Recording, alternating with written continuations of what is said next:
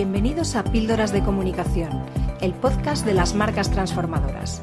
Soy Noelia Perlacia, DIRCOM de la agencia Avance Comunicación, y te voy a acompañar en este viaje por la comunicación corporativa para aportar visibilidad, notoriedad y confianza a las marcas.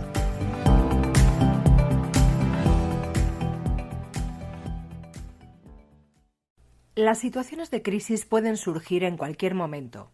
Una crisis en la actividad del negocio, una crisis de imagen, un accidente, un conflicto laboral, incluso una mala gestión de la comunicación puede convertirse en un enorme problema reputacional para la marca.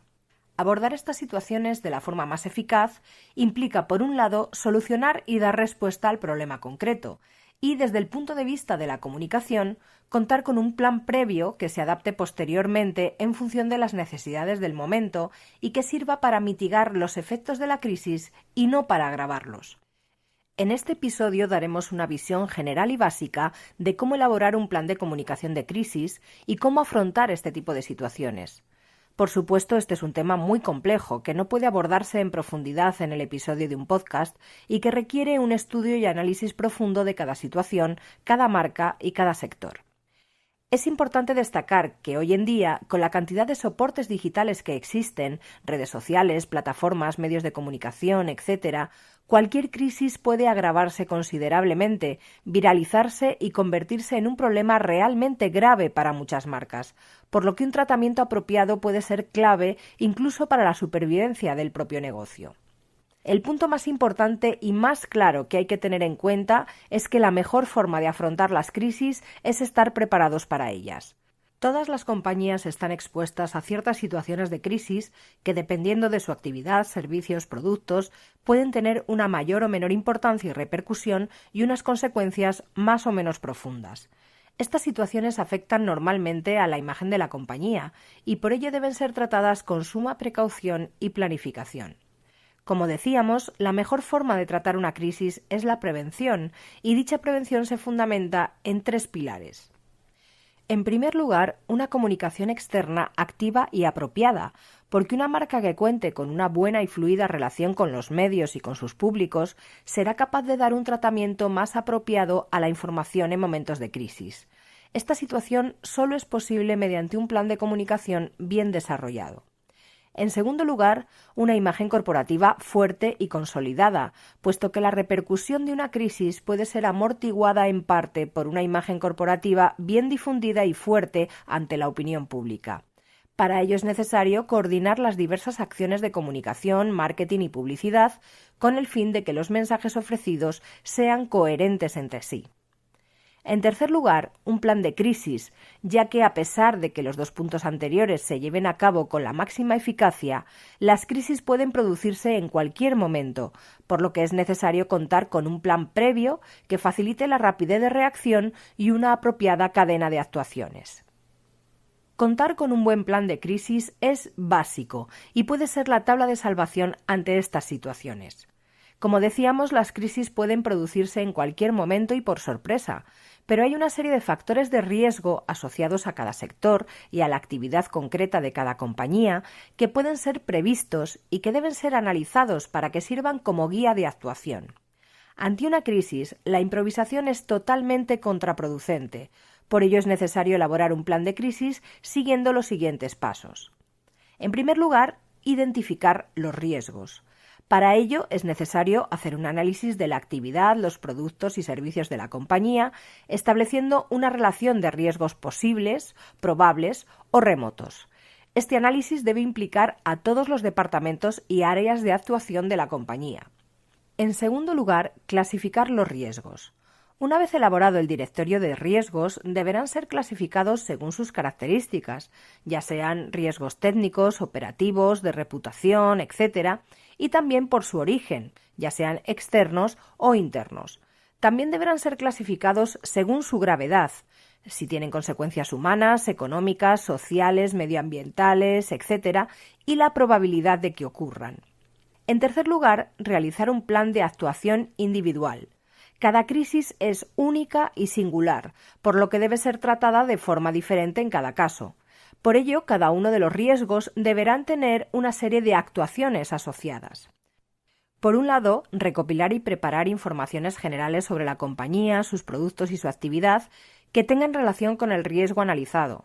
Por ejemplo, inversiones en seguridad para un caso de accidente, características y coberturas de los seguros para un caso de daños en mercancías, compliance corporativo, etc. Y también se deberá tener preparado un dossier general con información corporativa. Además, es necesario contar con información sobre el hecho concreto que genera la crisis, aportando un análisis desde el punto de vista de la compañía sobre las causas y responsables concretos de la circunstancia que provoca la crisis, sea cual sea su origen o naturaleza. Es importante también contar con información y análisis de otras crisis similares realizando un histórico. Por ejemplo, en el caso de un accidente, cuántos accidentes ha tenido la compañía a lo largo de su historia y su gravedad, sus causas, consecuencias, soluciones, etc. Por otro lado, es necesario definir la composición del gabinete de crisis. El gabinete de crisis es un órgano independiente de la estructura y jerarquía habitual y propia de la compañía. Es un grupo de responsables que se reunirá y actuará en los momentos de crisis según un protocolo. Este gabinete no solo está compuesto por los responsables de la comunicación, sino por responsables del área en el que se produce la crisis, además de comunicación interna, marketing, etc., dependiendo de cada caso. En este gabinete se establecerán los portavoces autorizados para hablar en público y ante los medios, repartiendo la responsabilidad para no deteriorar la imagen de un único portavoz, y también los gestores de la comunicación interna, las redes sociales, etc. Dependiendo del tipo de crisis, es conveniente contar con diversos expertos dispuestos a aportar información técnica y de autoridad sobre la materia. Además, es fundamental la identificación de los públicos afectados. En toda crisis, los públicos internos y externos de la compañía se verán afectados en mayor o menor medida. En cada caso, deberá determinarse ese grado de implicación y, por tanto, qué públicos requerirán una reacción más inmediata. Será muy importante también establecer los mensajes y la planificación de su difusión. La empresa deberá emitir mensajes coherentes y coordinados, que no se contradigan y que se emitan en los momentos justos, lo cual requiere una planificación y definición previa y establecer si la comunicación será proactiva o reactiva. Otro aspecto a tener en cuenta será definir los medios clave a los que se tienen que dirigir ciertos mensajes, así como el modo de difusión de los mismos.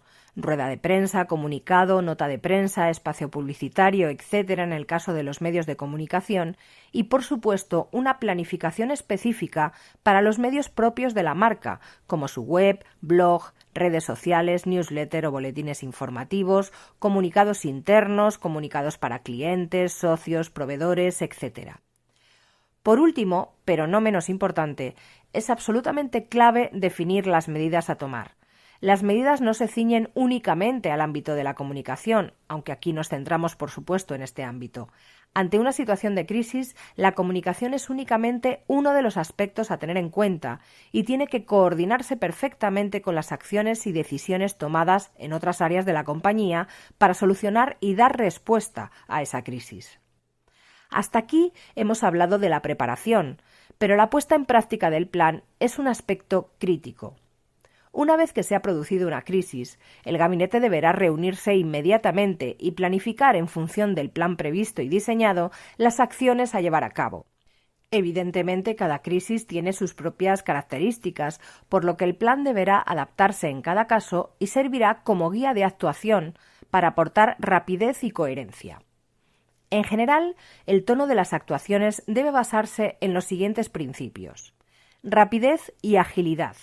La anticipación a las informaciones y la rapidez de respuesta es fundamental para que la imagen se vea lo menos dañada posible. La compañía debe tomar la iniciativa, siempre y cuando tenga toda la información necesaria. Claridad y transparencia.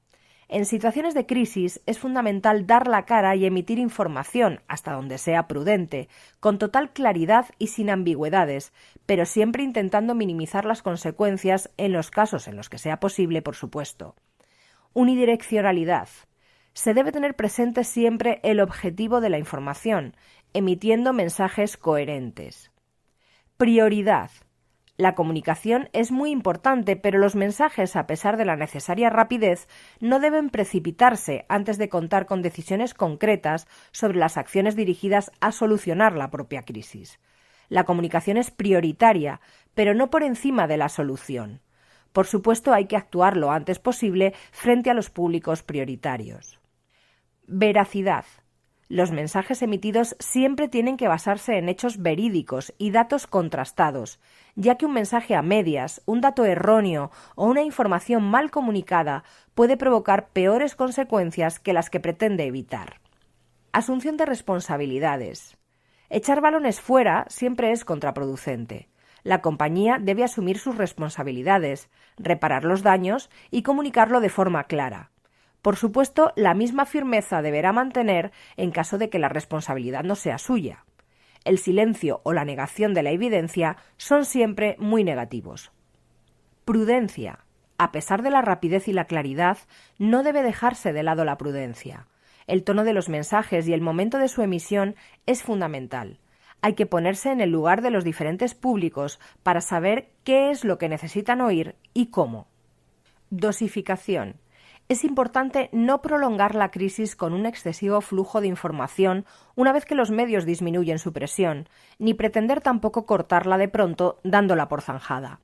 El ritmo de publicación en los medios es muchas veces la medida del estado de la crisis.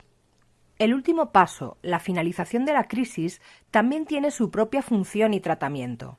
Cuando la compañía ha recuperado el control de la situación, es necesario mantener aún la precaución a la espera de algún posible rebrote. No obstante, será el momento de analizar detenidamente la crisis y las actuaciones llevadas a cabo para sacar conclusiones válidas de cara a próximas situaciones similares. La experiencia adquirida deberá ser aplicada al plan de crisis previsto, enriqueciéndolo con esta nueva perspectiva e intentando corregir los errores que se hayan cometido. Espero que este nuevo episodio de Píldoras de Comunicación te haya resultado interesante y útil. Si es así, ya sabes, suscríbete, comenta y comparte. Te espero en el próximo. Hasta aquí nuestro episodio de Píldoras de Comunicación. Si te ha gustado, compártelo y no dejes de escuchar el próximo.